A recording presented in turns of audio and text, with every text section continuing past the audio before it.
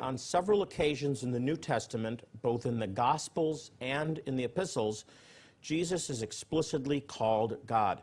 How do you explain these verses, the grammatical meaning of most of which is quite straightforward? 2 minutes. Okay, I would argue that Jesus is called God once for sure. In the Psalm 45 quoted in Hebrews 1:8, "Thy throne, O God." Immediately there's a God on top of him, by the way. And his God has given him that throne. I'll grant that one. Scholars will argue till the cows come home. We don't want to bore you with grammatical and syntactical issues in the other verses that claim that Jesus is called God.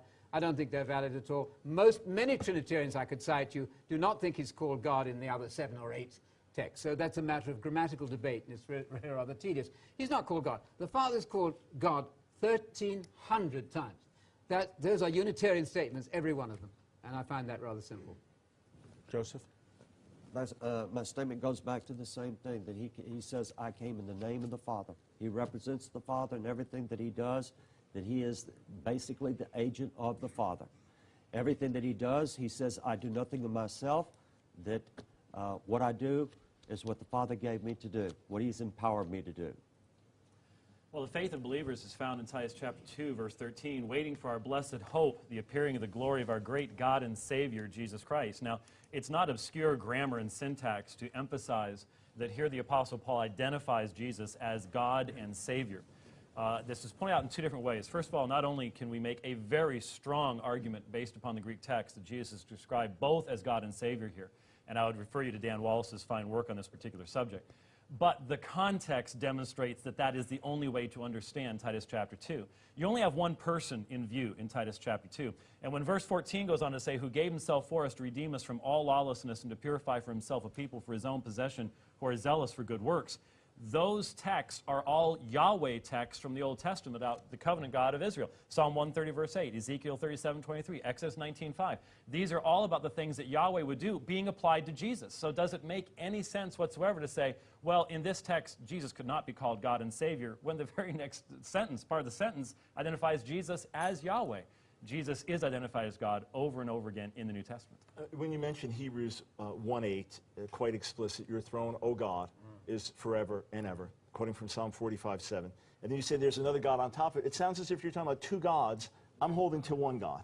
Let me go beyond that and say that as you continue reading, it says about the Son, he says, "You, O Lord, in the beginning, just like John 1:1, created, made the universe."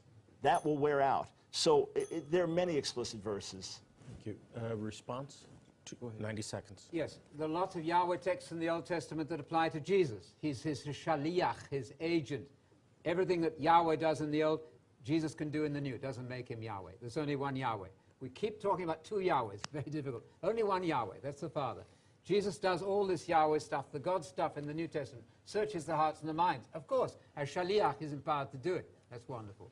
So I don't accept any of these arguments that this makes him literally Yahweh. He's representing Yahweh. If Joe sends me out on a job, I am Joe in Hebrew thinking. Not Joe, but Joe. Final rebuttal. You know, if Joe sends you and you are Joe, I'm sure when you go home to snuggle with his wife in bed, she won't accept that. So let's recognize that the agent is not identical to the one sending. The agent can have the authority of the one sending, but they didn't see the alleged agent in the Old Testament. They saw God in the Old Testament, who is identified as Jesus in the New. When you make reference to 1,300 references to the Father that say he's God, that's the very point. It specifically speaks of the Father over and over and over again because of God's triunity. The primary New Testament revelation is that the Father is God and Jesus is Lord. When you look at the texts that explicitly call him God, I hope you both could say with Thomas to Jesus, "My Lord and my God." When you look at them explicitly, the only answer is Trinitarian. Otherwise, we have multiple gods. You're the one creating multiple Yahwehs, not us. And you've got to understand, the description of Jesus as Yahweh in Hebrews chapter 1, verses 10 through 12, cannot be made of a mere man, because the attributes that are being described there from Psalm 102 are of his unchanging nature. The fact that while creation will pass away, he himself does not age. He is immutable.